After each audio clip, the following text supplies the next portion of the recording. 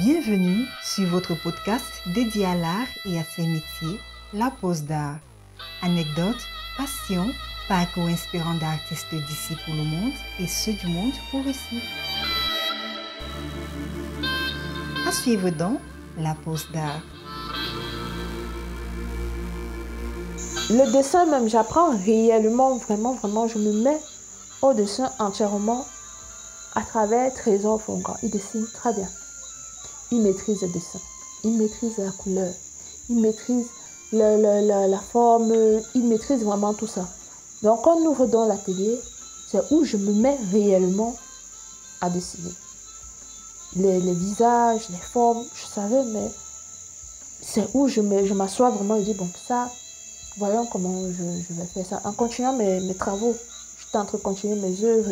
Lui, il était là, il peignait. Et il y avait aussi nos cadets. On se disait, vu que nous sommes en Konsamba, forcément, nos cadets, quand nous sommes arrivés, on n'avait pas droit à tout ça. Du genre, quand tu arrives, il y a des aînés là qui te font un chantage à 2 à 25. Tu ne sais pas pourquoi. Ils commencent à faire comme s'ils sont Dieu devant tes yeux. Personne n'est Dieu. Je pense que tendre la main à une personne, c'est le faire naturellement. C'est pas se mettre à faire un chantage qui ne dit pas son nom. Et déjà, même en première année, quand je n'allais pas vers ces aînés. Pourquoi? Parce que je voyais le chantage. Et pour moi, c'était pas ça. Et mon esprit et l'esprit de Trésor, je pense que ça allait très bien ensemble, nos visions. Donc Trésor avait ce côté-là, il savait parler à nos cadets. Quand ils avaient, parce que tu sais, avec les garçons, c'est pas souvent évident qu'ils voient une femme qui va venir leur dire on dessine la bouche comme ça ou bien quand. Donc c'est quand ils te voient à l'œuvre, ils disent ok, ils ont l'humilité, ils disent bon, ça va. Donc, c'était ça qu'on a fait. Et on avait souvent les œuvres qu'on récupérait, on plaçait dans plusieurs endroits en Konsamba, ou bien ici à Yaoundé. Donc on vendait, on versait l'argent à nos cadets. C'est ce qu'on faisait. Vraiment, c'est ce qu'on faisait. Et c'était ça le but là-bas en Konsamba. Mais après, quand j'ai soutenu, j'ai eu besoin d'ailleurs, d'aller voir ailleurs, de me réaliser d'abord en tant qu'artiste. Parce que je me disais, tu ne peux pas aider une personne si toi-même tu es encore seul. La Pause d'Art. Après Konsamba, je m'installe à Douala. C'était très difficile parce que j'avais arrêté de travailler sur le bikouti. J'ai senti que en fait, j'étais arrivée au bout de ce que je devais faire là-bas. J'ai commencé à tester plusieurs choses. Pendant 2 ans, ça n'a rien donné. Donc j'ai testé plusieurs choses, ça ne donnait pas. J'ai travaillé sur le sani. Concernant ma recherche sur le sani, c'était vraiment toujours en relation avec ma famille et mon père. Je sais que chez les bêtises, j'ai appris, en apprenant à connaître, parce que j'avais un besoin criard d'apprendre la connaissance, d'aller à la rencontre des bêtises, en fait de moi bêtise, de moi, en fait d'aller à la rencontre d'un bida. Qui est un bida? Parce que je me posais toujours la question, mais je ne connaissais pas un bida, alors j'ai commencé à m'intéresser. Je suis encore revenue sur le sujet de la mort, que j'avais proposé à Eve Yumbi en 3e année. Le sujet de la mort, les rites funèbres. Le sani, c'est un rite funèbre. C'est un rite funèbre en pays Ekam. Ça a normalement 3 étapes dans lesquelles c'est l'héritier principal qui effectue les 3 étapes. C'est en faisant cette recherche que je me suis retrouvée vraiment à proposer des œuvres. J'ai fait une série sur cela. Les interrogations arrivent en général, même pas sont arrivées. Je parle comme si j'ai déjà fini ma vie ou bien non.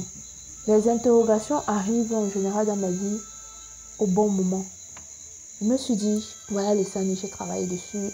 Je suis descendue sur le terrain. On était même parti chez Christian Etongo quand il avait perdu son père.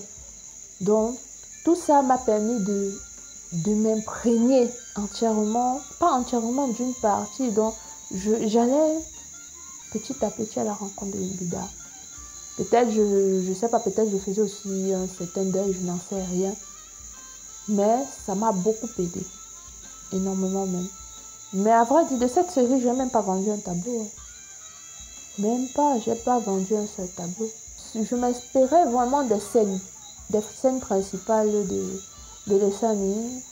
quand on tape le coup. C'était l'annonce du décès. Quand on danse, quand l'héritier danse. Et ensuite, le signe, il y a un signe. On dit à la fin, on parle du signe. Du dernier signe, on dit quand le mort est arrivé et maintenant en ancêtre. Le signe, ce signe-là, il envoie un signe. J'ai travaillé sur les trois. Et c'est là que je me suis donc replongée dans le réalisme, parce que je ne voyais pas ça en figuré, en abstrait ou bien en linéaire. Je ne voyais vraiment pas ça ainsi. Donc, j'ai représenté tout cela. Le danseur principal avec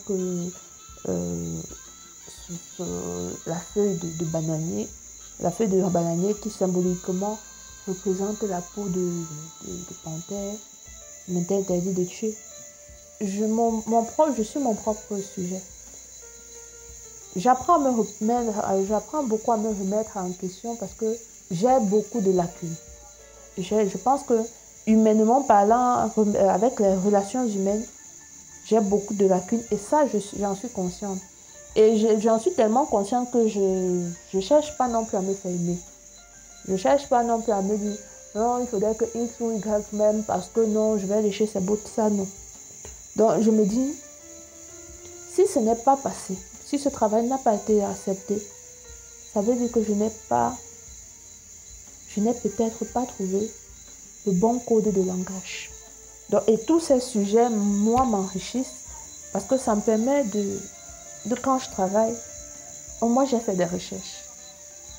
En faisant des recherches, ça a permis non seulement moi de me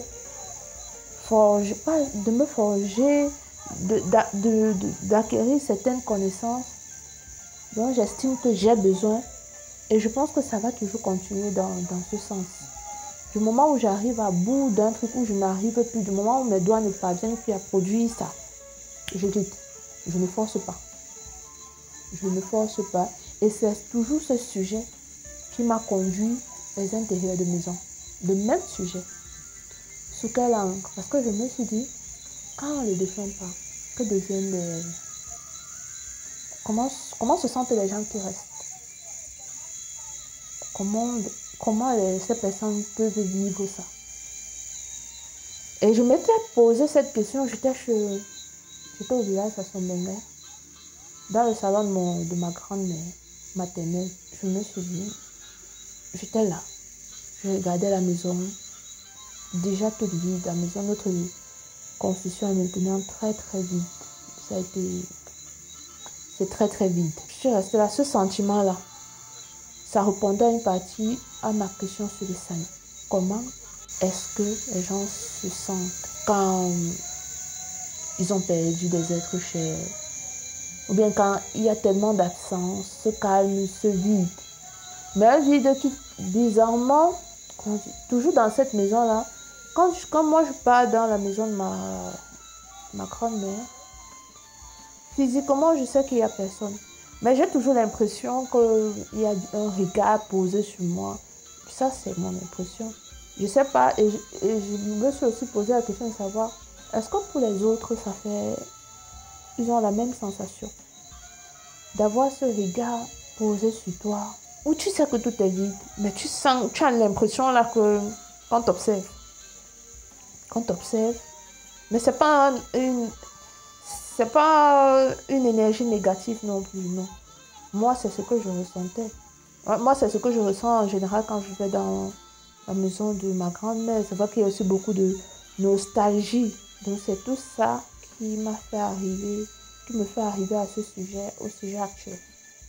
Un sujet qui continue d'évoluer, j'espère. Et le jour où je n'en pourrai plus, je vais changer. À Actuelle Interférence, c'est là-bas que je l'avais présenté en premier lieu. Je l'avais présenté à Daniel Diouta. Elle m'a demandé sur quoi je veux travailler. Vraiment, c'était... Parce que j'ai constaté ça quand on me dit, fais ce que tu veux. C'est où je produis les meilleures choses. Elle m'a dit, tu veux travailler sur quoi? J'ai dit la mort. Elle m'a dit, pour une personne aussi jeune que toi, tu veux travailler sur la mort, Bida. Et ok, pas de souci. Donc vraiment, c'était ça. Et quand je proposais les choses, elle regardait, elle disait, oui. Quand il y avait un problème, en fait, j'ai beaucoup aimé travailler avec Daniel Jota. Pourquoi? Parce que ses critiques sont constructives. C'est la première fois que j'ai proposé ça. J'avais travaillé sur la mort où j'avais fait une installation. Je m'étais inspirée d'un rite en Pays Bassa, de l'Essani. Et c'était vraiment des tableaux d'intérieur très, très, très silencieux. C'était l'absence, oui, c'était vraiment tout ça. Et ensuite, j'ai proposé le même travail à la Galerie MAM avec ce côté phosphorescent. Et quand je présente le même travail, je travaille à l'Institut français, j'avais fait un tour au village, j'avais aperçu des photos de familles qui avaient été abandonnées, qui étaient pratiquement en train de prendre la moisissure. Alors je les ai filmées. J'ai dit, je vais les garder quelque part. J'ai commencé à faire les collages. C'était toujours ce côté très nostalgique. Je me suis prise entièrement comme sujet là-bas. J'ai présenté mes tantes, la maison de ma grand-mère, mes grands-mères, parce que je dis mes tantes, mes grandes-mères, ce sont les sœurs de ma grand-mère. Ce sont mes grandes-mères. Je me dis parfois que mon travail est comme ça. Pourquoi? Parce que je suis peut-être moi-même, je deviens à un moment moi-même mon propre médecin. Si j'ai une douleur, je vais chercher à soigner. Et quand je vais m'exprimer dessus, je n'aurai plus envie de revenir sur ça. Ou bien reproduire la même chose, produire le même angle. Je pense peut-être que c'est aussi ce qui fait que je suis tout le temps en train d'essayer de partir. Parce que quand j'ai déjà fini de parler de quelque chose, j'ai plus vraiment envie de revenir dessus.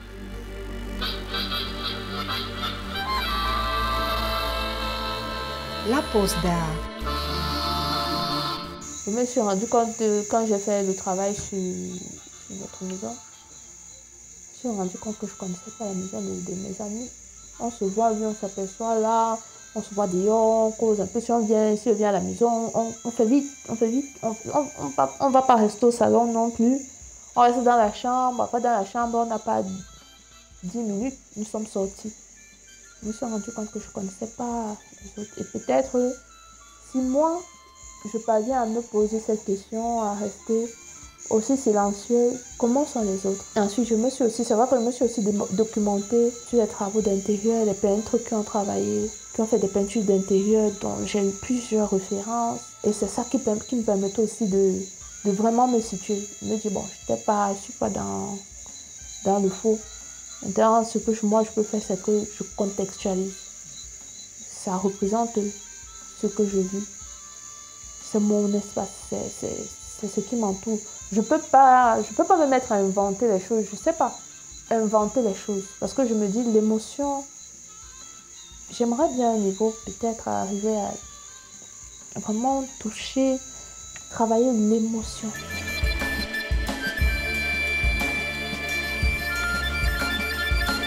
La pause d'art. Bizarrement, ce sont les femmes qui ont le plus présenté mon travail. Je n'ai pas encore eu d'homme qui a présenté mon travail. Aucun homme n'a encore présenté mon travail.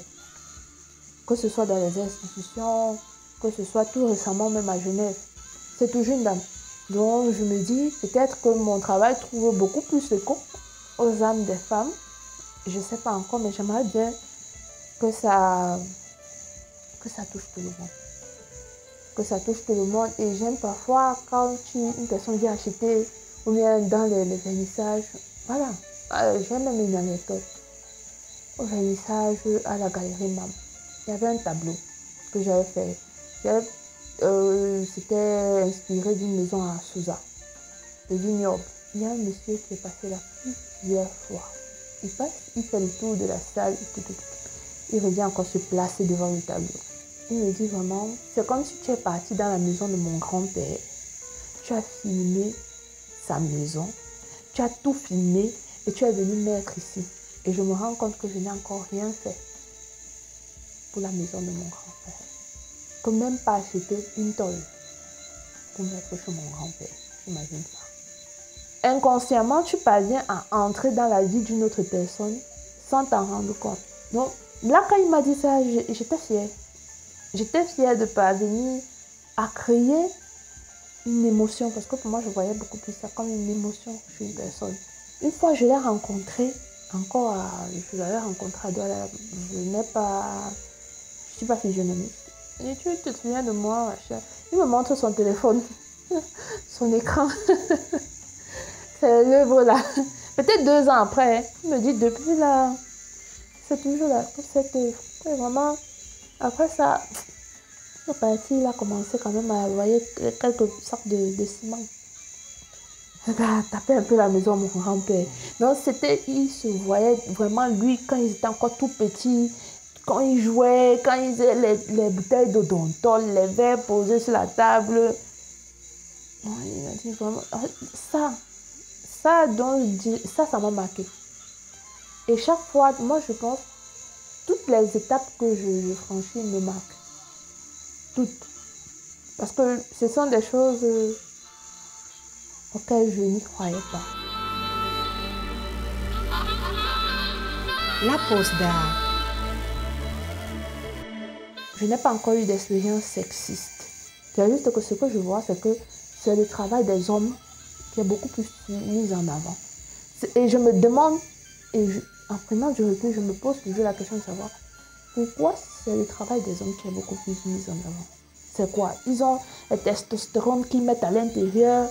C'est quoi? Ça veut dire qu'il faudrait... Moi, je veux aussi mettre mes ovaires sur mes toiles. Non, je ne sais pas me dire. Je ne sais pas utiliser le côté victime. Ça ne fait pas partie de mon éducation. Comme j'ai dit, je vais parler de mon enfance et de beaucoup de choses. Quand je serai beaucoup plus âgée, peut-être qu'on va comprendre. Mais dans mon éducation à la base, mes oncles ne m'ont pas appris à me victimiser. Tu as un problème, tu dois te lever. Tu as un problème, tu dois chercher à le résoudre. Tu as faim, tu dois chercher à travailler. Aussi simple que ça. Parce que quand j'étais, par exemple, en 3e année, quand j'étais entre 3e année et 2e année, je faisais les jobs. J'avais 2 boulots. J'étais brand girl à Guinness. Je vendais les puces à Orange. Tu imagines? Il fallait manger. Tu n'as pas l'argent, tu fais comment? Tu as le choix entre ça ou bien partir faire les yeux d'un grand-père qui va beaucoup plus prendre que te donner.